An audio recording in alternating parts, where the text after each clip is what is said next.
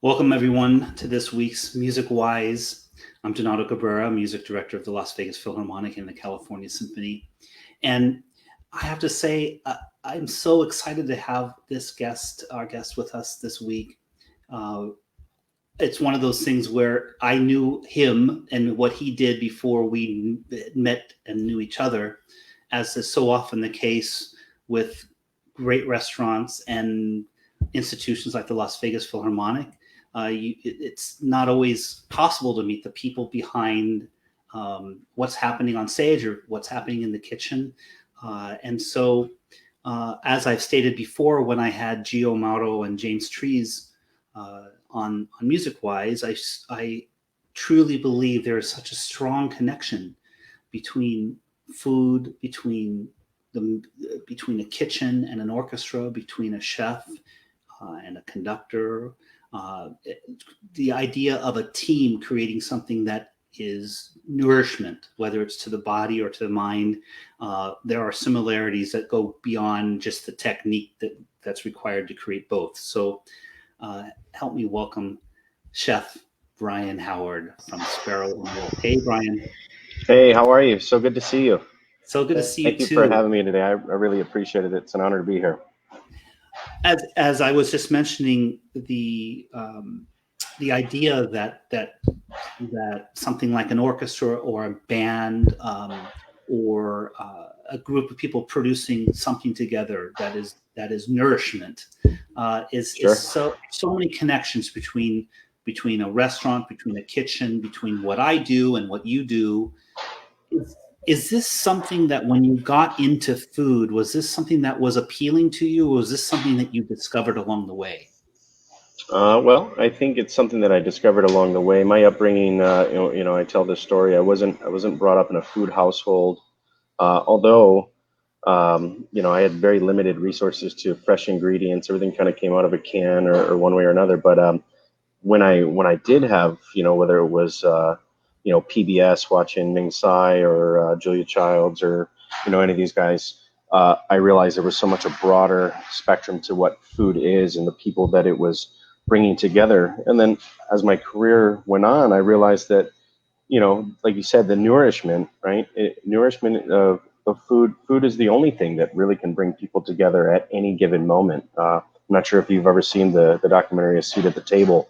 Oh, yeah. But it's one of the you kind of hit on that, like food's that special thing that no matter what culture we are, no matter what's going on in music as well, right? So and like you said that whether it's the conductor of the orchestra or the chef in the kitchen or the person that's running the pass, right? If one of those little details are out of sync, or your employees aren't engaged in the right way, then it could be a catastrophe for the song that's going to come out of it, right?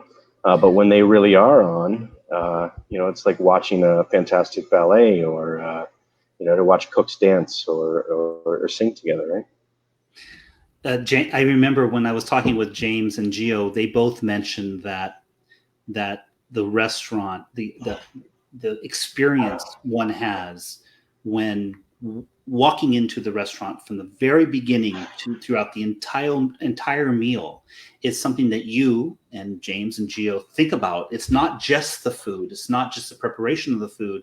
It's what they see when they first sit down at the table. It's how they're greeted at the door. It's how they're engaged. It's every detail, and the most impactful ones are the ones that think about what happens when a person walks in the door, what happens when they leave, right? Do they have the opportunity to stop by the kitchen on the way out and the whole team say thank you? Or, those things are so impactful to our guests. And like you said, that make up that whole experience. So, yeah. So while I think, certainly in my case, music, my parents liked music like most people do. They had, Billy Joel albums and the Eagles, Hotel California. I mean, that sort of background. And they certainly supported what I was doing while not really necessarily understanding it. You grew up, you mentioned you didn't grow up in a foodie culture, but I'm curious, what were those first moments that say, gosh, I want to explore this further? What was it about getting into food? What were So, initial interest?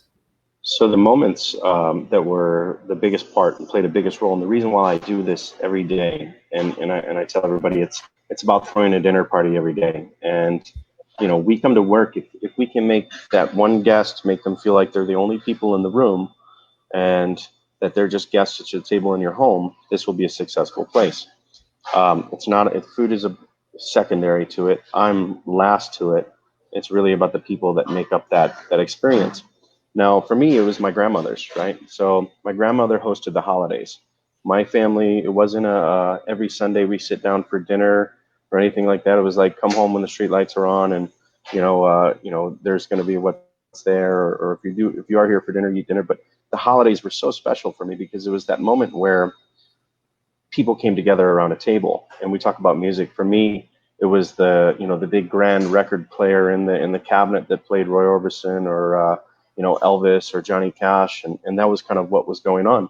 And I liked the idea of entertaining. Right, my grandmother was an entertainer. She was bringing people together around the table, but also cooking food that I never seen. Whether it was a turkey or fresh cranberry sauce or a tomato sauce or stuffing with the gizzards in it, whatever it may be. My grandma would make scrapple. So like these kinds of things. Those were my introduction to real cooking, right? And I that always stuck with me. And I had made a goal as a young cook that by 30 I would own my own restaurant. And I just kind of put my head down and I kept cooking, whether it was in short order restaurants where I started, whether from fast food to the Greek diner to working my way up to short order stuff, and then finally into more finer things. Um, I had always had the same goal, and it was to never look back, and eventually I would own my own place. And I had mentors along the way that were like, treat it like it's yours, and it will be. When I first set out, and it became a reality right around 31, so it wasn't too far off, but when I started actually planning the phases for it, I was trying to figure out why. The why. Why do you want to do this, right? You've always just said you're going to do it, and it's been a goal, but you've never really mapped out the why. I'm a good cook. I can create good things outside of those things, but I kind of came back full circle, and I kept touching on those dinner parties that my grandma would throw. And so for me, it was like hospitality. Why? One, I was going to leave Las Vegas at one point. I'd been here for almost 18 years, and I was kind of over what was happening in the food scene on the Strip, and I felt like we're all using the same ingredients, just in a different way. And I had to break my rules to kind of, do stuff on my menus with my bosses that were there that didn't look like what was happening down the road. So I was kind of over it, and I was like, I'm going to go to a food city, like somewhere else where there's cooler things happening in the industry. But at the same time, I realized that Las Vegas had been so good to me over the years that I wanted to see the continuous growth of this city. And I knew that if I set out to do something, it would be a way that we could make impact on our community. And to me, I think that was more important at that point. So, we set out to do so. But in answering that question was like, can we throw a dinner party every night that is just about hospitality and really getting back to genuine hospitality? Because I felt like we lost sight of it on the Strip. I felt like, there was no engagement with my guests. I don't know their name. Maybe I'll see them next year when they come back if I'm lucky. But I know if I could do something in the community, I would know what that person likes to eat. I would know what they like to drink, and maybe we'll see them a couple times a week. So that's kind of why we set out to create what we did. I think that's a really interesting point that most people who only visit Las Vegas don't really necessarily ever experience. Like I grew up in Las Vegas, but and I have to also say we have a similar connection. My grandmothers were the reason I got into music, and it was Okay. for the same reason. I'm half Mexican, and my Mexican grandmother, all of her sisters, my great aunts, when we would go down to Los Angeles for the holidays, they'd make these incredible Mexican meals. One specialty, one great aunt did chile rellenos, and another one did tamal elote, and my grandmother made incredible meat that was used for tacos and burritos, et cetera, and they'd all come together. And then after these dinners, my grandmother, who did not learn music to play professionally, she just learned from her father by ear. She would sit down at the piano and play these old Mexican waltzes and marches, and maybe her favorite song, like Laura's theme or from Dr. Sure. Chicago, and everyone would sort of filter from the dining room table over to the living room and surround her. And I thought to myself, I want to create this love. I want to share. I want to be able to share my passion, whatever it is, like she's doing at that piano right Sure. now. Yeah. And for you, of course, it was food, and for me, it was from it's music. But I think that it also, these family experiences that we have, that we share, are common, and it is something that when you visit Las Vegas and you worked on the Strip, and I will say, listen, there's nothing wrong with that sort of. You learn so much. I'm only guessing. I never have, but you learn so much when you work in those great restaurants on the Strip. The best, and right. I travel a lot, and it's funny now that I can touch back on the subject, but traveling elsewhere, you realize how well trained the staff in Las Vegas is, and it's just unparalleled to anywhere else in the country because of the level of expectations there are within the hotels. And it doesn't matter if you're, the banquet cook or the vice president. The training that goes involved is some of the best that there is, right? So we have this access to amazing talent here in town. There's so much talent in this town. So yeah, I don't disagree with you there. But I think what is so wonderful, of course, is that if someone comes to Las Vegas or moves to Las Vegas, they then experience, and I'm talking specifically about the food culture, it is almost the opposite of what they experience at the Strip. It's this very family-oriented experience. Sure. Where you walk into Sparrow and Wolf, you walk into Monzu, you walk into Esther's, and of course, a lot of it has to do with the aesthetic and the goals of our friends. I got to see Gio sing the other night in Monzu, and it was a little bit later in the evening. I didn't even know it. We were sitting at the table having a glass of wine, and he goes, "Excuse me, I'm going to go sing." And I was for a moment, I was like, "Oh, that's probably a bad idea," because I didn't know his background with that, and I'm like, "Chef's going to get up there and sing." And when he opened his mouth, I was just floored. I was like, it was incredible, right? So, if you haven't been there to see that, you have to. You have to, absolutely. So, but it is this goal that I wish everyone that has not been to Las Vegas could experience. That when they walk into Sparrow and Wolf, it's really like you're walking into a family living room.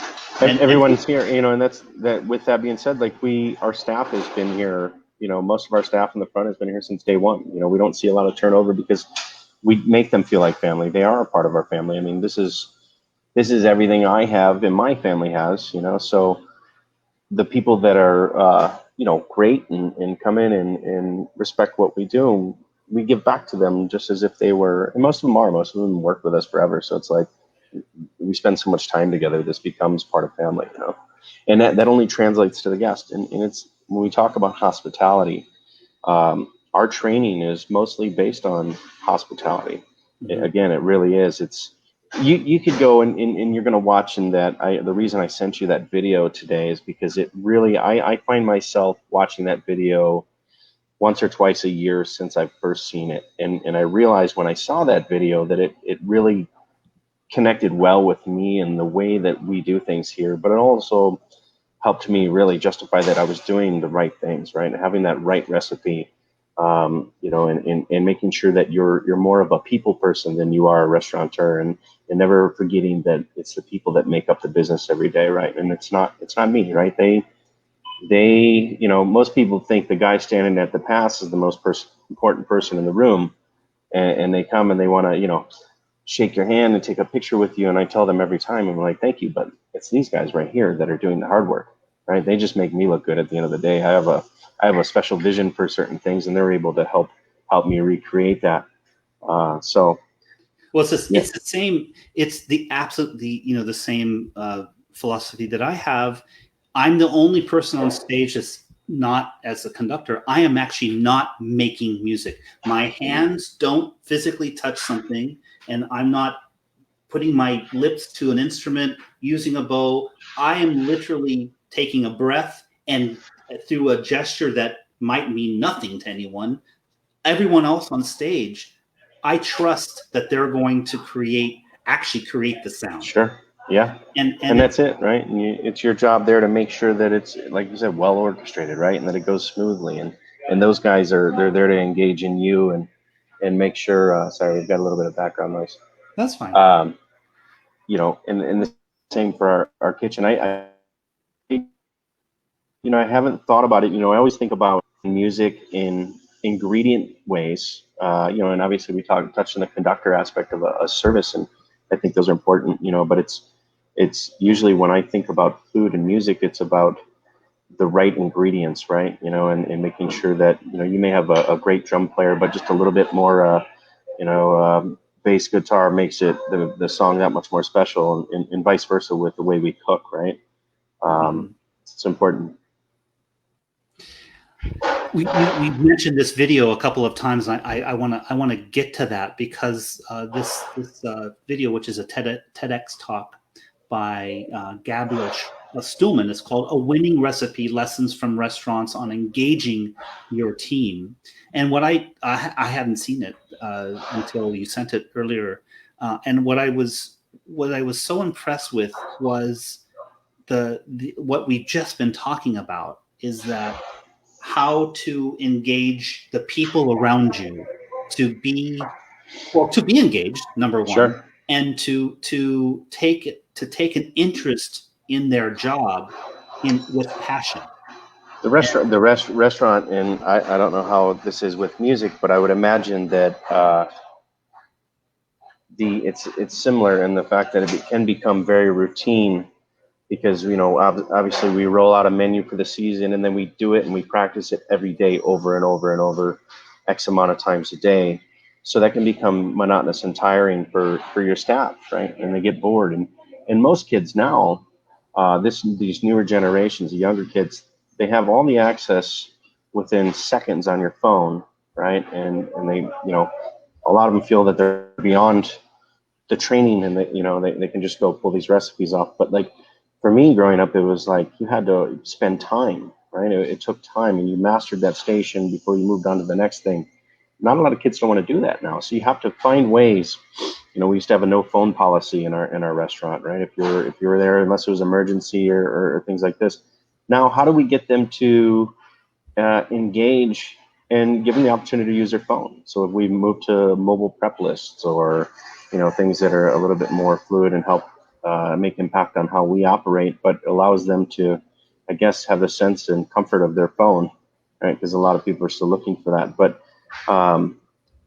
I think finding new ways, and Gabriel will touch on it a little bit, to engage with your staff. And we try to make everything we do here, it should be education, it should be learning. If you're coming to work and you're not happy, then we're not doing our job, right? It shouldn't. Anybody that we always tell them, like, if this ever feels like a job to you, you shouldn't be here, right? Because we try to provide the tools that come in your learning constantly. And if and anybody that knows me, I change my menu quite often, so we're always kind of in touching on a lot of new different things. So it gives them the opportunity. I think I do it partially for so I don't get bored, but I also give them the sense to, like, hey, you know what? Like last month we learned about this really cool northern Thailand curry, and next month we're going to learn how to make this something from Morocco, or so there's that sense of education, and always pushing forward, and coming up with new ways to do that. And now it's from a social media aspect, and touching base with who's really good on social media in the restaurant, and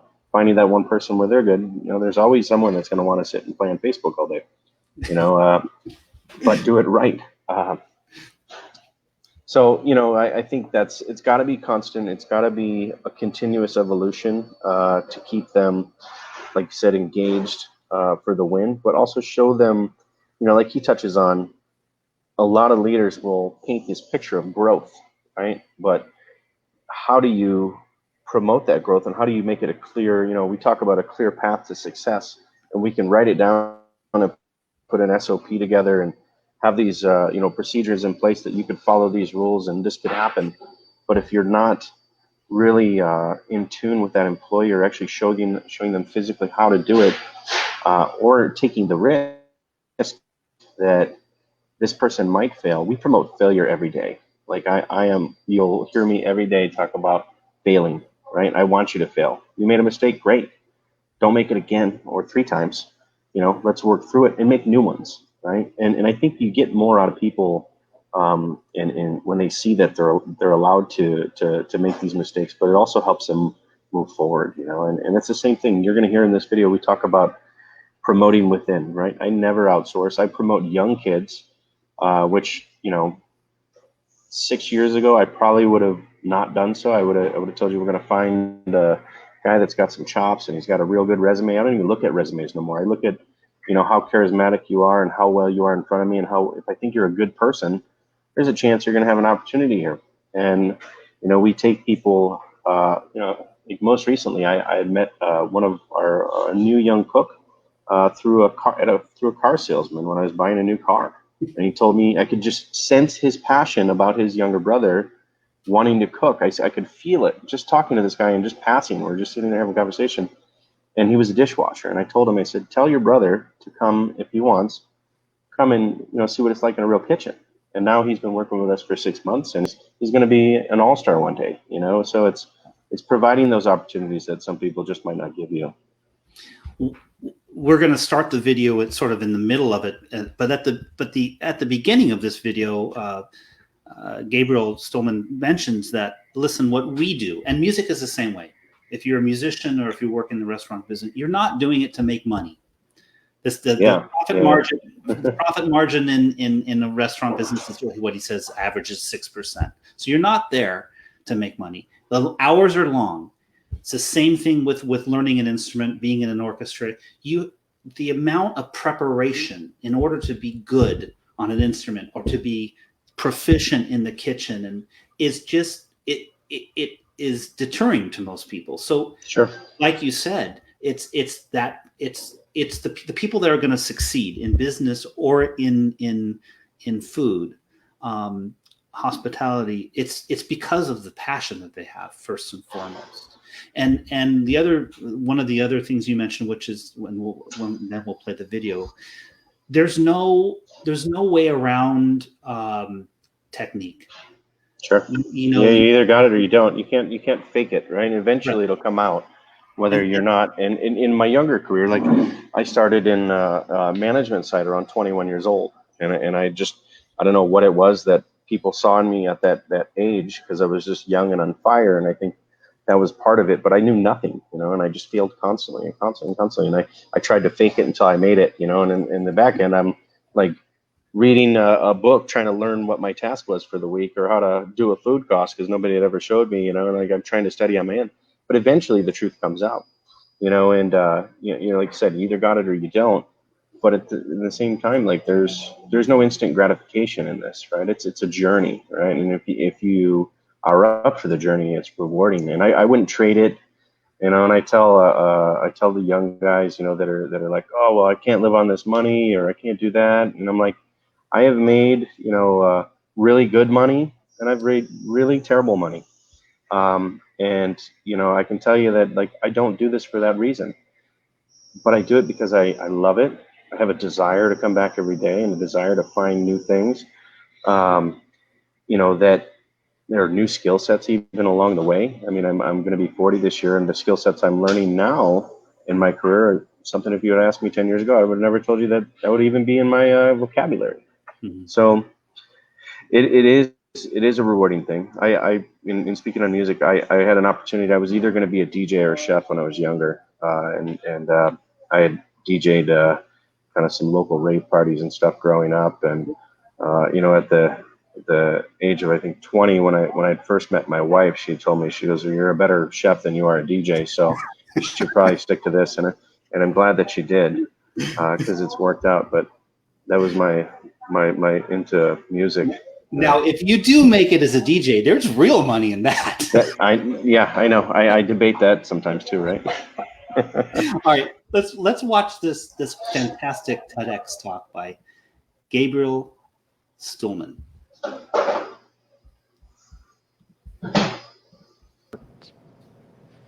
There's other ways to share the spotlight, though, and that's internal promotion.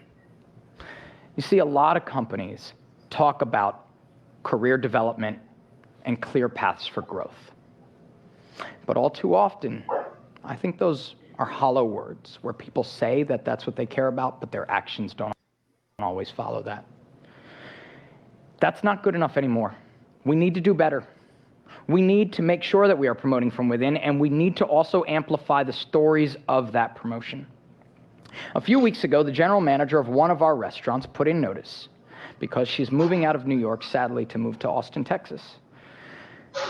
This left us with a hole at the top level service management position at one of our restaurants. The person that was directly under her, ready to take the position, or was not ready to take the position just yet. They were doing a great job, but they weren't ready to be the general manager just yet. So we were faced with a dilemma. What do? Do we look for somebody that's very qualified externally, or do we find a more creative internal solution to this problem? In our company, we constantly promote and we constantly talk about this idea of internal promotion. So it's important that if we're going to always talk about it, we got to put our actions where those words are. So what we've chosen to do is actually find a creative solution. Instead, what we're going to do is we are promoting the general manager of the other restaurant across the street, a guy who's been in his position for 3 years, crushing it every day. He's been doing such a good job at one restaurant, we're going to give him the opportunity to try to do it at 2 restaurants. Then what we're going to do after that is we're going to take the 2 service managers at each of these restaurants, and we're going to promote each of them to be the assistant general manager. Then what we're going to do is we're going to identify a waiter or a bartender or a maitre d' who has leadership potential, and we are going to offer them their first management position, and they will become the new service manager. And then what we will do is hire a new waiter or bartender from the outside. You see, when we promote from within, what we have the ability to do is improve our retention. We have the ability to promote and enrich our culture, and we have the ability to do better training. Because in our case, everybody who's moving into a new position is being trained by the person who last held it. And that person sticking around as a source of information constantly and continuously. What this means is that sometimes, not all the time, but sometimes, I think it's important that as companies, we make the decision to promote a less qualified internal candidate over a more qualified external candidate. Because when we do that, we have the ability to make ourselves a more attractive employer internally and externally, in addition to improving retention, improving culture, and improving training. Because what's going to happen when that new waiter or bartender comes into our company is they're going to be surrounded by every layer of management above them was once a waiter or a bartender, and they see in their faces an amplified story of, if I work here, I have the opportunity to grow too. Externally, it brings more talent to us. It's brilliant.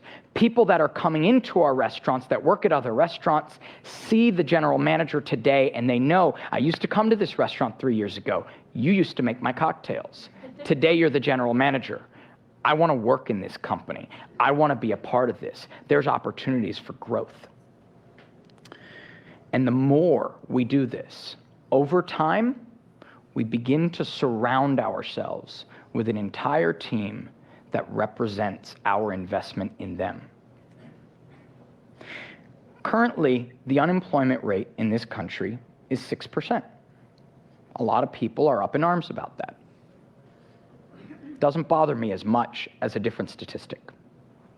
What bothers me is that 7 out of 10 people that have jobs in this country are disengaged. That they're simply going to work and they're clocking in and they're clocking out. Or worse yet, some of them are actively undermining the ambitions of the people who do care in that company. That's the real problem in my mind. Lack of engagement is a real issue, and it's something that we really need to work on. And it's got to start with CEOs, founders, leaders, and managers. And those same Gallup and McKinsey reports about employee engagement suggest that many people are trying. But you know what else it suggests? More people are not trying. And of the few managers and CEOs that are trying, they're only finding success a third of the time. That's inadequate. We need to make change. And the ways that I found to make change, and the ways that I encourage you to make change, are to celebrate individuality. Help the people that you work with live their values and their passions and dreams through the company, inside their work life and outside. Second, create collaboration. Be intentional about it, even if it's not the most efficient way, and even if it means creating more work and more time. Create collaboration and share in the recognition when you do. And lastly, and most importantly, we must make, as a default way of thinking, internal promotion. It's got to be that way. It's how we're going to build better cultures and better teams. Because if we don't do these things, we're going to continue to tread water, and we're going to continue to stifle production, innovation, and job creation.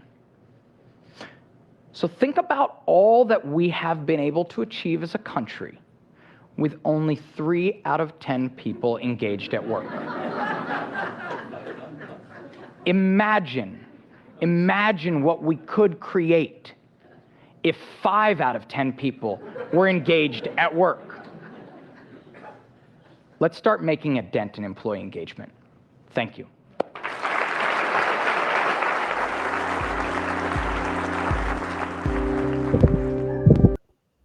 I love everything he says, and I encourage everyone to. We'll put a link up so you can watch the entire talk, which is about 18 minutes, and we played the last 6 of it. But and you've already touched upon this, that you are, first of all, you were encouraged that you were already implementing some of the things he talked about. But in terms of how it applies to Sparrow and Wolf today, this idea of keeping of internal promotion and engaging. He talks a little bit about how, for instance, he encourages the bartending staff to create their own cocktails or to put it, offer something that has on the menu. Talk us a little bit through about how you have implemented these strategies at Sparrow and Wolf. Sure, absolutely. I think, well, one, collaboration, like you said, is a huge key to what we do, and that involves every menu making, whether it's front and back of the house. Our process looks a little similar, where it's like, okay, we have a list of ingredients that are coming out or going to be available. We pass that out to our team. We give them the opportunity to create 3 dishes and submit them, right? They have to read like a menu. They have to be, you can't just say, hey, chef, I want to do this dish, right? And I was thinking this. I want you to actually write it down. It should read how it would read to a guest, as if I was the guest sitting at the table. Not only that, like once we see that, we know that it reads well, it's probably going to taste well. In my head, at least it's kind of how I operate.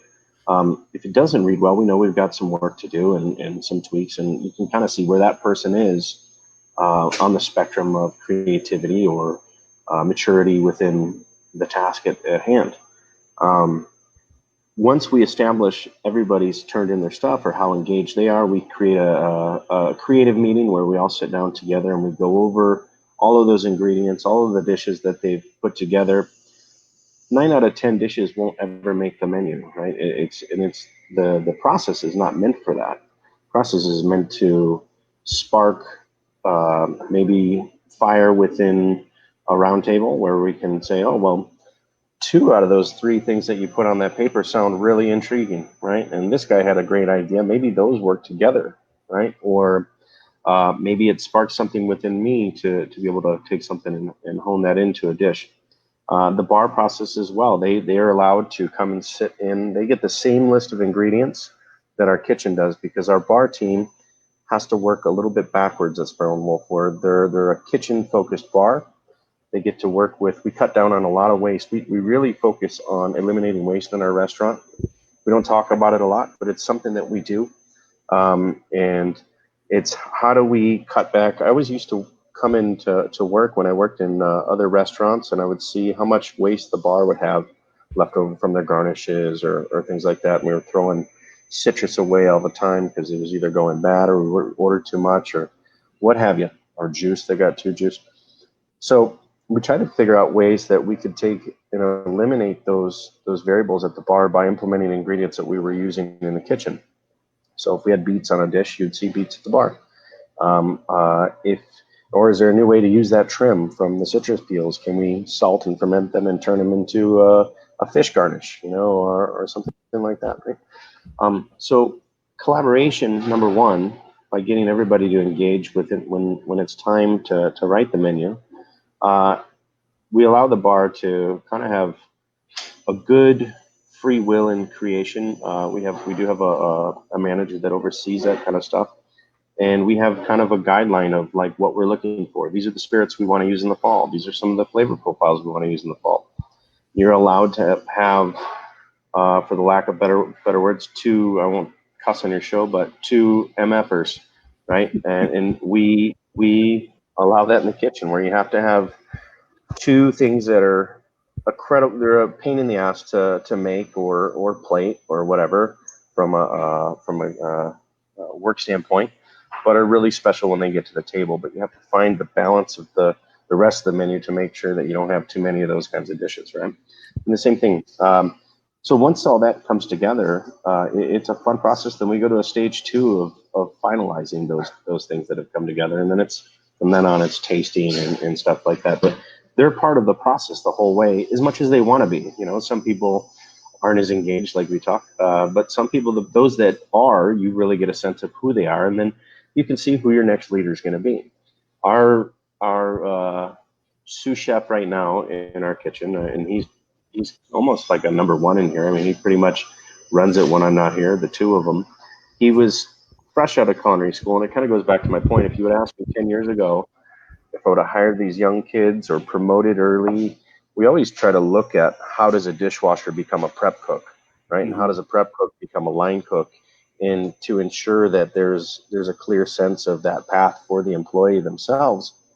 But when it comes to management, you're taking a bigger risk because you're now allowing them to play with your financial end, right? And one guy and I'm guilty of it. I mean, I was let go of a country club because every Friday was like Christmas for me. I was ordering the whole stock of artichoke, instead of just getting the artichoke, just so I could show my staff how it looked and how it was grown. So we're paying all these enormous charges in shipping.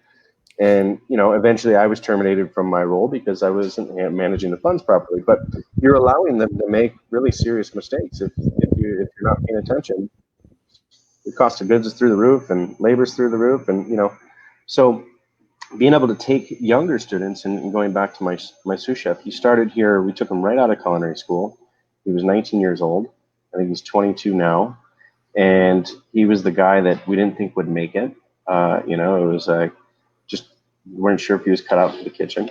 And now he's my number 2, right? And it was just, I could tell that he wanted it. You gave him a task, he got it done well, but he also provided alternative methods, right? And alternative thought processes. We like them to be able to think, right? I don't want robots. I don't want people to just come here and do what we do. I like to be challenged every now and then, be like, hey, chef, I think this could be better. Hey, man, I got 50 things on my station, and I know you're excited about the menu, but I'm dying over here, so like, it's important that everybody has a voice. And I find that once you see that an employee has voice, because as a cook, you're trained to come in and put your head down and work and do the job that the chef tells you to do. And that gets old, right? And eventually you become, you feel like you're silenced by the system, or, but really, you're not opening your eyes up and listening to what has to be done. If you just find your voice in the kitchen and you're able to look at the guy next to you and be like, hey, that's not how we do it, right? Or maybe, the chef likes this as a standard, and, maybe try going about it doing this way.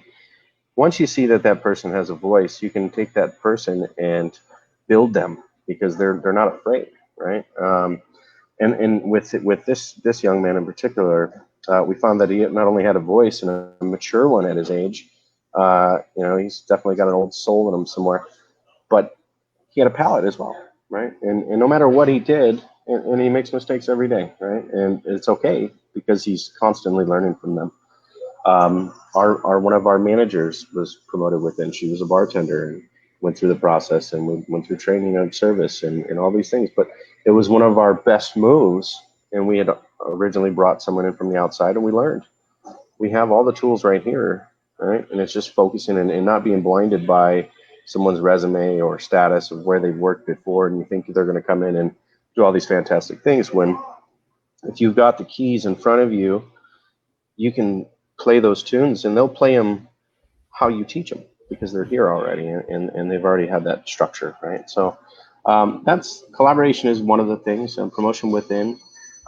We always, even if we've got other projects going on right now currently, like I'm always interested to hear people's feedback on, or even just, one of the things when we do our reviewing, and I've got an interesting process when we talk about staff reviews, right? We don't do this 90-day, 120, once a year review. I do spot reviews. I'm constantly reviewing, where it's like, if chances are, if I'm standing next to you and I'm showing you something or telling you something, we're working on something that needs to be either addressed, or you could do better, or or you're doing a great job and I'm telling you about it. But I feel like you get more, right? You never know the longevity of a team member no more, right? You don't know in 12 months that they're going to be here for that review, or in 2 years they're going to be ready for that promotion. But if you go along the process and you're like, hey, you know what? Maybe I gave this guy a raise 90 days ago, but today he really deserves a little bump, right? So we bump him up, right? And it's little spot reviews, and we're not, like, you're not getting this massive, major review like you normally would, or a normal pay raise like you would in a yearly review. But by the end of the year, you've made that, and it's more often, right? Which becomes more, I feel like, motivating for someone when they're constantly being, you do a good job, you do a good job, right? And you can reward somebody for their hard work versus waiting and letting me sit down. And most of the time, you're sitting down in a review is an awkward thing, right? Because you're sitting there telling somebody most of the time where they've done wrong, right? And how you can be better at it, versus an everyday thing where it's just constantly, this is just part of what we do, right? I feel like you get more with that. Absolutely. So, I think the staffing part is one of the big things. It's one of the most important things in what we do, right? And hiring the right people, right, is a key. And I forget who had told me this, but somebody had said to me, hire slow and fire fast, right? And it's so true, right? And you can adapt that, right? And making sure that you always go through a honeymoon phase with an employee. Sure. You Where want them to succeed. You want anyone you hire to succeed. Sure. And most people sit down and they're going to give you the best painting of who they are. And then sometimes that is what it is. And sometimes in a couple months, it's not necessarily what it is. Right. And so it's being able to get through that and finding out how we can adapt those skills and be better. I think there are two things that come to mind. Surprisingly, one of the least satisfying jobs in terms of surveys and polls is being in an orchestra. And I think the kitchen's probably going to be right up there with you now with this generation too. Exactly. And the reason why is exactly what you mentioned. A violinist who sits in the back of the second violins, they could literally sit there for 35 years. They're told how to play something, how fast to play it, how soft to play it, how loud to play it, and they have no engagement, any artistic decision. They don't even have a choice of what to play. They're basically told to do everything, and that can lead to a life of unhappiness. That's not surprising. And I think one of the many things that the orchestral world is coming to the realization now during this time where we can't do what we do, we can't perform at the moment. This idea of keeping musicians engaged and finding ways to have them be part of the process has been really wonderful, actually, for everyone concerned, because we're now at a point where we can't get together. Our 65 musicians can't get together and play. It's impossible. But we can send out small ensembles to a park or to and begin to play live music and really giving them the agency to decide what they play and when do they rehearse and where they're going to perform and what they're that is certainly an added. Do you think with everything, sorry to cut you off, but do you feel like obviously that's a benefit of this whole pandemic we're coming through, of learning to kind of reset and touch on things that may need to change in your industry? Absolutely, and that's one of many things. The other thing that we've come to the realization is that we really didn't use technology in many ways, going to a symphony concert is very similar to a museum in that we're celebrating music of the past. But there's music being written today, and there are ways to see and hear music that goes well beyond just the concert hall. And so I think that we can learn a lot from what you've done at Sparrow and Wolf with engaging your employees and promoting from within. And the other one, just sort of comically, I have some close friends here in San Francisco in the bar and restaurant scene, and one of them owns a tiki bar. And talk about an entire menu of MFers. I mean, Sure. every single thing they have on the menu is like a 1/4 ounce of passion fruit syrup and 1/8 of an ounce of pineapple. I mean, there's no way around of creating a quick drink at a bar, and that. Well, especially nowadays, right? Nowadays, especially more and more, you're seeing a lot more fresh ingredients involved in cocktails. It's yeah. Talk us through what you hope someone who's never been to Sparrow and Wolf, what do you want them to experience when they walk into the door for the first time?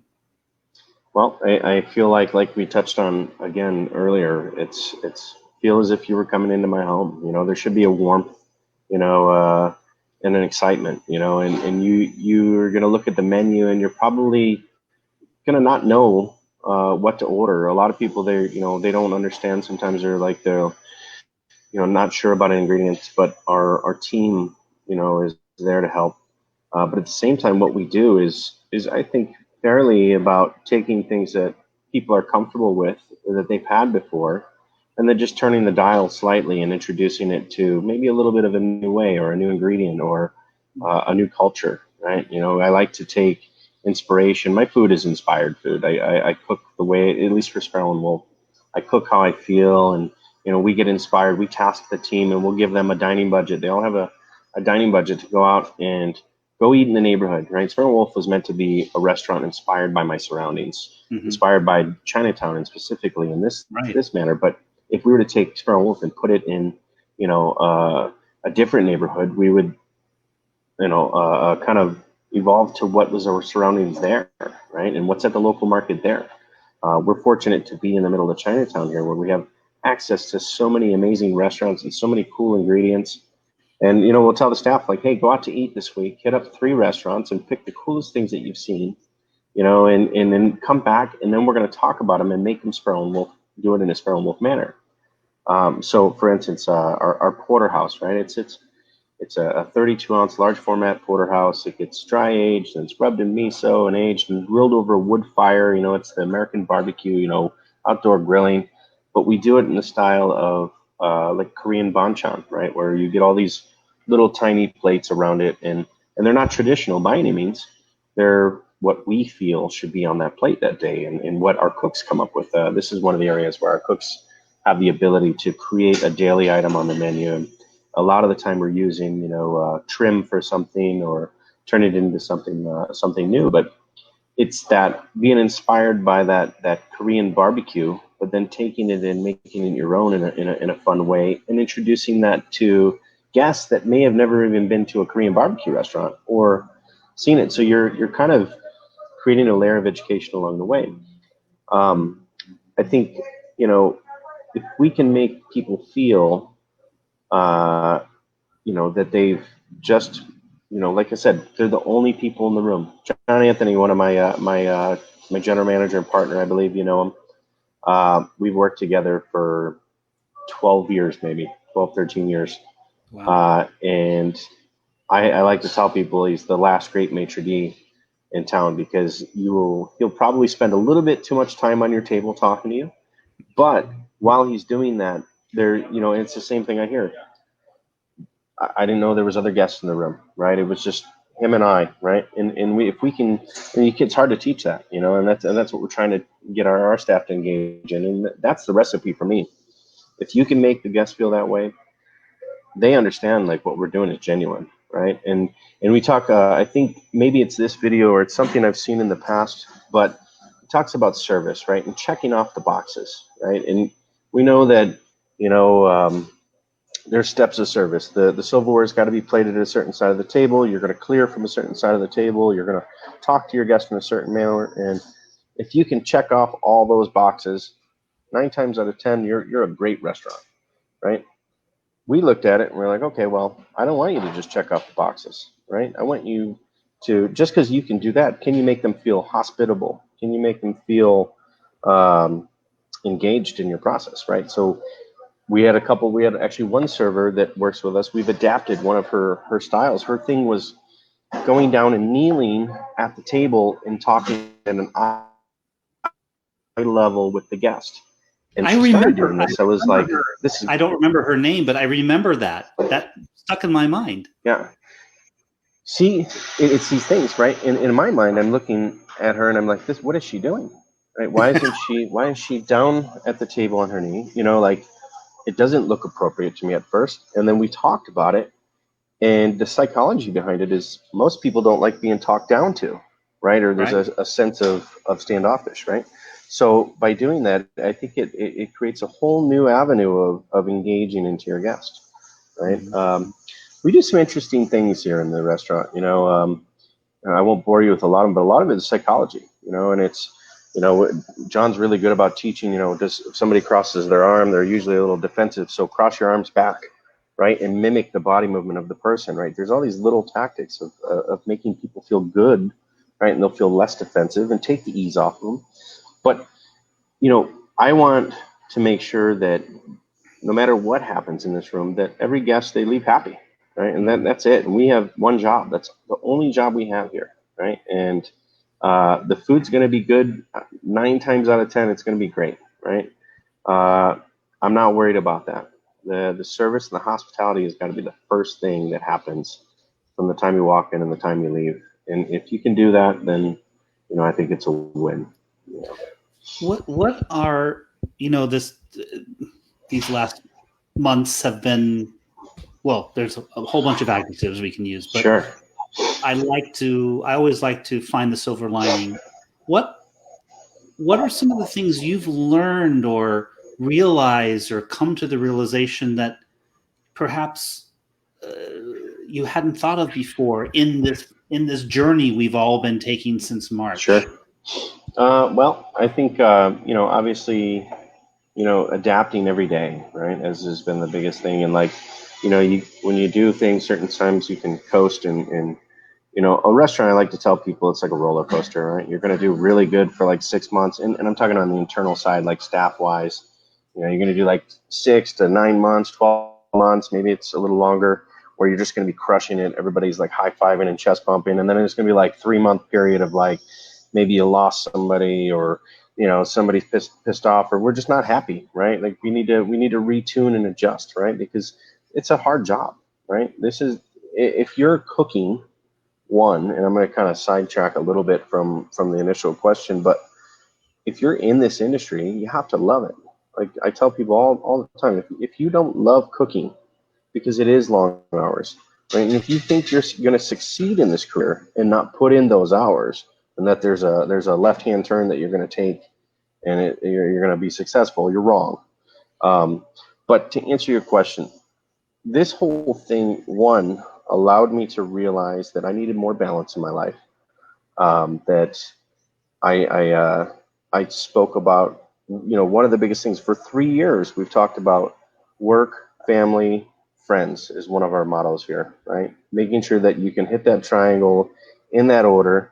And that doesn't mean work, family. It means work, family, friends, you know, and making sure that we all had enough of that, right? That we were all getting out. I tell these guys, I don't write my chef schedules, right? I'm not going to micromanage them or dictate that they need to be here at 12 o'clock every day or anything like that. I say, you come in when you feel that you need to be here to get the job done, right? And if that's 2 o'clock, that's 3 o'clock, great. As long as it's done, I'm happy, right? There's no reason. You should be focusing on your health in the morning and doing, if it's whatever you're into. I picked up jiu-jitsu lately, which I couldn't even tell you why, but I love it. It's something that, you know, has helped me. But finding the balance, I think, is one of the things. I was able to spend so much more time with my family.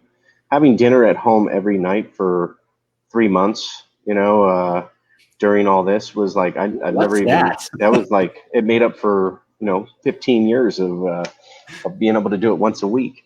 So, I guess that was a big thing, and I guess in a whole, it was finding finding the reset button on the areas that we may have missed along the way or veered from.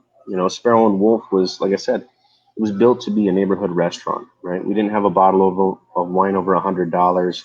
Our prices in the beginning were very low, actually. We didn't offer tasting menus. We wanted to just do really good, delicious food. Now we became 60% tourist along the way, which our guests demanded tasting menus. They demanded bigger wines and, all these things, and great for my bottom line and great for the business as a whole. But I realized during COVID, I needed to reconnect to my community, right? So we allowed that time to look at those things that we weren't doing brunch before. It pulled the Band-Aid and forced me, hey, you've been talking about doing brunch for a year, do it, right? So we added the brunch in. Now we're doing brunch on Sundays. And we're bringing musicians in every week, which is really cool. I don't know if you've seen that. I have. We have ambient music in the background but we wanted an opportunity to reconnect with our community, and I think that was the biggest thing. How do we connect with our community during these times? Because those are the most important people. Our tourists aren't coming to town right now. We need to make sure that our guests in our city know that we're here for them as well, and we're going to do everything we can do. So, getting musicians back to work. Right. Every Sunday, for the most part, we have a new musician. And interesting. It's fun. We're seeing some really cool people come in the door. If I could allow it to be this kind of like open forum where people would just show up and play, I would. But it gets a little. There's some things we have to kind of connect the dots and make sure all correct along the way. But so yeah, community first and foremost all along the way. Resetting. And making sure we're hitting those marks. We've introduced our pantry, which has been a big thing. A lot of people aren't eating out yet. A lot of people are enjoying cooking at home much more than they used to.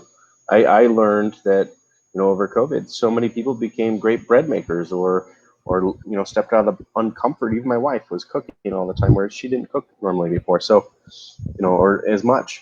So now we've given them open to our pantry, which is an online thing on our website at sparrowandwolflv.com, but we've given them the opportunity to have access to our ingredients. So whether it's our fresh cut steaks or fresh oysters or different types of condiments that you normally wouldn't see or in the grocery store have access to, or just certain quality levels, we've opened that up for our guests to be able to come and pick up, not just do to carry out and take our food home, but create awareness of that there's stuff out there that you can have and have fun with in your kitchen. We've got people like one guy, he picks up our chimichurri and he makes eggs with it every day, and he's sending me pictures all the time. It's amazing. I love to see what people are doing with these things. So I think those are the biggest things, right? In connecting on how we come out of this. But at the end of the day, it's looking forward and just you got to kind of put your foot to the ground and keep pushing. It's those that do these types of things, and I'm hoping, again, none of us are getting rich through this whole thing. We're trying to survive. I think we're on the more of the blessed scale, unfortunate side of the pendulum than some other restaurants, and we're much appreciative of that. But at the end of the day, it's like constantly creating content every other week or every week to make sure that we have the engagement of the people of our community, and that we're hitting all the marks for them. I think that's a big one. When burger kits have been, I don't know if you've seen the burger kits we're doing, but in 3 years, I wouldn't have put a burger on my menu, even though I tell you it was supposed to be a neighborhood restaurant in the beginning. my ego may have gotten in the way along the way, and I would secretly do a burger at the bar for like a week, but it had like truffles and burrata and all types of fancy stuff on it. And then when we opened back up, I said, we gotta have a burger. People want a burger. Now it's one of the most requested things. So we do burger kits now, where you can pick up our fresh, dry aged ground meat and kits, and you take it home and cook it yourself. And people are loving it. Chef, an hour has passed, and an hour that went by Oh so wow, quickly. didn't even seem. Yeah. And thank you so much for such an insight and great conversation about your world and how it relates to our incredible community in Las Vegas and the connections you continue to make every day. I'm a fan, and I know so many others are as well. Thank you for being on MusicWise. Oh, thank you very much. We're grateful. We're grateful for your time and all of our guests that come through the door every day, man. I appreciate you. I'll be there. I promise to be there very soon, next week, as a matter of fact. I look forward to it. And if you have, if you have musicians that are bored on a Sunday and want to come hang out with us, let me know. All right, I will. Thanks, All right, Brian. man. Good to see you. Thank you. You too. Bye.